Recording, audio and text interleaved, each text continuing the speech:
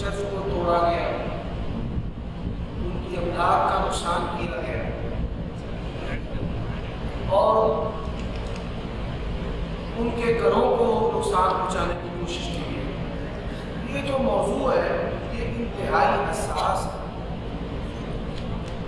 جب تک پولیس اور ہمارا جو نظام عدل ہے وہ اس پر کوئی مضبوط اوپینین رائے نہیں دیتا، تب تک کسی بھی جتھے پر چڑھائی نہیں کرنی چاہیے، نہ ہی مسلمانوں پر اور نہ نصرانیوں عیسائیوں پر۔ لیکن ایک بات میں یہ کہنا چاہتا ہوں، مذہبی تشدد وہ مسلمانوں کی طرف سے ہو یا نصرانیوں کی طرف سے، یہ قابل مذمت ہے، اور ایسے مذہبی جو جاہل ہے ان کا تعلیم کے ذریعہ اور قانون کے ذریعہ خاتمہ کرنا یہ حاکم وقت کی ذمہ داری ہے۔ قرآن مجید کی اتنی عزت و عظمت و حرمت ہے، پوری دنیا بھی ایک طرف ہو اور پوری دنیا بھی چڑھ جائے، قرآن مجید کی عزت و حرمت اس سے بھی زیادہ۔ لیکن قرآن مجید جو ہے اس کے قوانین ہمیں اس بات کی اجازت نہیں دیتے کہ آپ کسی نہتے پر جس نے جرم نہیں کیا آپ اس پر ظلم و ستم کریں، آپ ان کی عبادت گاہوں کو گرائیں، عبادت گاہوں کو گرانے کی، ان پر حملے کرنے کی ہمیں قرآن کی اجازت نہیں ہے۔ کیا حالات ہیں؟ ابھی دو طرفہ باتیں چل رہی ہیں، کچھ عیسائیوں نصرانیوں کو قصوروار کہہ رہے ہیں، کچھ مسلمانوں کو قصوروار کہہ رہے ہیں۔ تو میں اس کے بارے میں کوئی ایسی گفتگو نہیں کرنا چاہتا جو ان حالات کے اندر اس معاملے کو مزید جو ہے وہ بگاڑ دے، مجھے بھٹکا دے۔ جو اسلام کی تعلیمات ہے وہ تعلیمات میں آپ کو بتانا چاہتا ہوں۔ اللہ کے نبی علیہ السلام نے فرمایا دشمن کی سرزمین میں قرآن کو نہ لے کر جاؤ کہ وہ اس کو جلائے۔ یہ کتاب ہمیں اپنی جانوں سے، ماؤں سے، بہنوں سے، بیٹیوں سے، عزتوں سے بھی بڑھ کر عزیز ہے۔ اسی کتاب میں محمد ابن عبداللہ کو محمد رسول اللہ ہے، لیکن اسی کتاب کی جو قوانین ہیں وہ کسی بھی ناحق انسان کے قتل کی ہمیں اجازت نہیں، کسی بھی عورتہ کو گرانے کی اجازت نہیں۔ جو توہین کرنے والے ہیں ان کو پکڑنا، کیفے کے دار تک پہنچانا حاکم وقت کی ذمہ داری ہے۔ اور یہ بات بھی ہم تک پہنچی ہے کہ یہ واقعہ جو اتنا بڑا ہے اس کا ایک بنیادی سبب کہ جو ایسی تھا وہاں پر اسسٹنٹ کمشنر ممبرشن کا، اور اس نے لوگوں کو پکڑنے نہیں دیا، گرفتار نہیں کرنے دیا، جس سے یہ آپ اور بڑھ ہوئی۔ یہ بھی ایک بڑی شدید غفلت ہے۔ اسسٹنٹ کمشنر مسلمان ہو یا عیسائی ہو، قوانین کی بالا تصدیق قانون نافذ کرنا اس کی ذمہ داری ہے۔ اور یہ بات ہم نے خطبہ جمعہ کے اندر کہی ہے کہ جب مسلمانوں کے اندر ہمارے عہدوں پر غیر مسلم آئیں گے تو پھر ہمارے لیے نقصان ہوگا، اور وہ نقصان آپ کے سامنے ہو چکا ہے۔ اللہ تعالیٰ ہمیں سمجھنے کی توفیق عطا فرمائے۔ آپ صاحب یہ کہہ رہے تھے کہ اس پاکستان کے اندر آپ کی بات 100% درست ہے۔ یہاں پر جو مذہبی جنونی ہے ہر وقت خون بہانے کے لیے، آگ بنانے کے لیے تیار ہے۔ 295 سیٹ بنائی تو اپنے نبی علیہ السلام کی ناموس کے لیے، لیکن مسلمانوں نے دوسرے پر لگا کر اس قانون کی حیبت کی تباہ کر دیا۔ اس قانون کی جو حیبت ہے اس کو ختم کر دیا۔ تو یہ ذمہ داری ہے کہ ایسا سلیبس ہمارے اسکولوں میں پڑھایا جائے جس سے رواداری حقیقی بنیادوں پر ہے۔ مدارس جو ہیں جیسے علماء آپس میں کی ایک اتحاد روز ہوتی ہے، مدارس کے اندر ایسا سلیبس پڑھایا جائے۔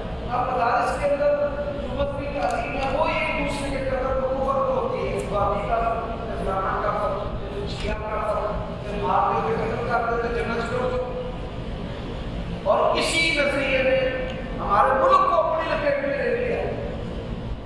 1 لاکھ پاکستانی یہ نظریہ جو ہے نکل گئے کہ پاکستانی فوجوں کے بارے میں، پولیس کے بارے میں، سیاسی اداروں کے بارے میں کہنا کہ یہ کافر ہیں، ان پر ہمیں مولانا فضل الرحمان کا جلسہ ہو رہا تھا، اس کے اندر خود کچھ حملہ ہوا ہے، سارے داڑھی والے مسلمان تھے، نمازی نیکوکار تھے۔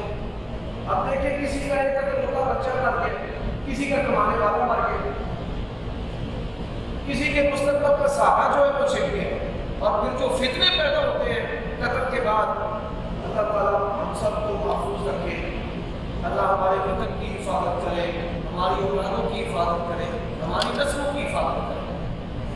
یہ آپ کی بات درست ہے کہ یہ مذہبی جنون ہو یا مذہب کے خلاف جنون ہو، یہ دونوں جنون خطرناک ہیں۔ جی آپ صاحب یہ کہتے ہیں پاکستان کے حالات خراب کرنے کے لیے سازش کی گئی ہے۔ وہ بھائی پاکستان کے حالات خراب کرنے کی جو سازش کی گئی ہے، یہاں پر بیوقوف ہیں تو سازش ہے۔ آپ کے گھر میں لڑائی تیار ہے تو کوئی آپ کو لڑائے گا، جب آپ بیوقوف نہیں ہے، کوئی بندہ لاکھ جنم کر دے بھائیوں کو تو لڑا سکتا ہے۔ ایک بستر پہ سونے والے عورتیں بندوں کو لڑاتی نہیں ہیں، بندوں کو صرف بیوقوف بناتی ہیں۔ جب عورتیں اپنے خاندوں کو بیوقوف بناتی ہیں تو بیوقوف بننے کے بعد وہی اولاد اپنے ماں باپ سے لڑتی ہے، آپس میں لڑتی ہے۔ ہم مذہبی جنونی بیوقوف ہیں، سب لوگوں کو پتا ہے کہ یہ کچرا یہاں پر موجود ہے، جب مرضی پیٹرول پھینک کر تیلی پھینک کر ان کو لگا دو۔ ہمیں چاہیے کہ ہم اپنی اصلاح کریں۔ بات بھی سمجھ آئی؟ جی اب دیکھیں، میں اس کی مثال دیتا ہوں۔ قتل ہو جاتا ہے، جج کہتا ہے کہ قتل ہوا کیسے؟ اب جو مقتول تھا اس نے ابھارا اور جے کو پیو نے میرے قتل کر کے بخا۔ قانون یہ کہتا ہے کہ اس کو کیا ضرورت تھی کسی بندے کو ابھارنے کی، تو اب اس نے ابھارا ہے، اس کا اس میں قصور ہے۔ اس قصور کی وجہ سے قاتل کو وہ ریلیف دیتے ہیں کہ رشتہ دار موت نہیں، اس کو عمر کہتے ہیں۔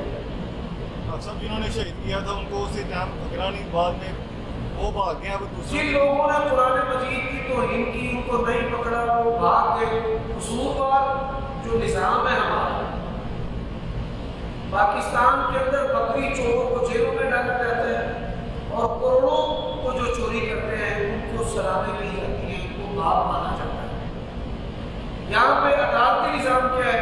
میں نے کئی دفعہ کہا، دنیا کے اندر قتل ہوتا ہے، چوری ہوتی ہے، وسانہ ہوتا ہے، جو فوجداری کا مجسٹریٹ ہے وہ موقع پر آ جاتا ہے اور موقع پر آ کر وہ سارے شواہد و قرائن اکٹھے کرتا ہے۔ یہاں پر جھوٹی گواہیاں بنائی جاتی ہیں، جھوٹی گواہیوں کی بنیاد پر، قسموں کی بنیاد پر بے گناہ کو آپ پھانسی پر چڑھا دیں، اور کئی گواہیاں سچی ہوتی ہیں۔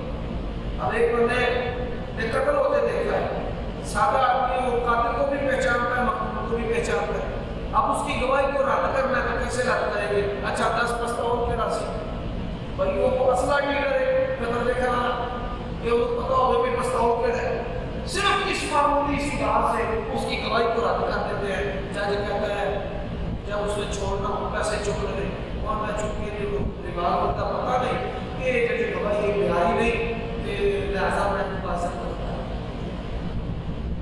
پھر جو ہے ٹائم کی سی انہوں نے کڑی رکھا میں رکھی ہے، میں قتل ہو گیا میں ٹائم دیکھا، اور میں ٹائم زور تو بات کر سکتا تو جانتا نہیں یار ایسا تو کوئی نہ دس ہوتا ہے، ٹائم کا انہوں کو پتہ نہیں لگا لہٰذا کمائی دے کے بات ہوئی۔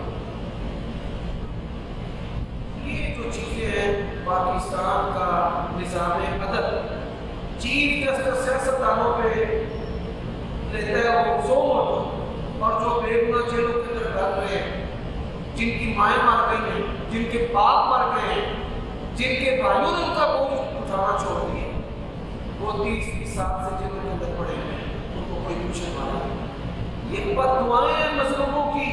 اللہ کے نبی نے فرمایا وَاتَّقِ دعوۃ المظلوم، مظلوم کی بد دعا سے بچ۔ یہ بادشاہ، وزیر اعظم اور یہ صدر جیلوں میں رہنے نہیں چاہتے، یہ اپنی کرتوتوں کا مزہ بھی چکھتے ہیں کہ جہاں مظلوم کہتے ہیں یار ان کو بھی پکڑ لے، ان کو بھی پتہ لگے کہ جیل کیا ہوتی ہے، تو ہمارے ججوں کی ذمہ داری ہے بے گناہوں کو چھڑائیں۔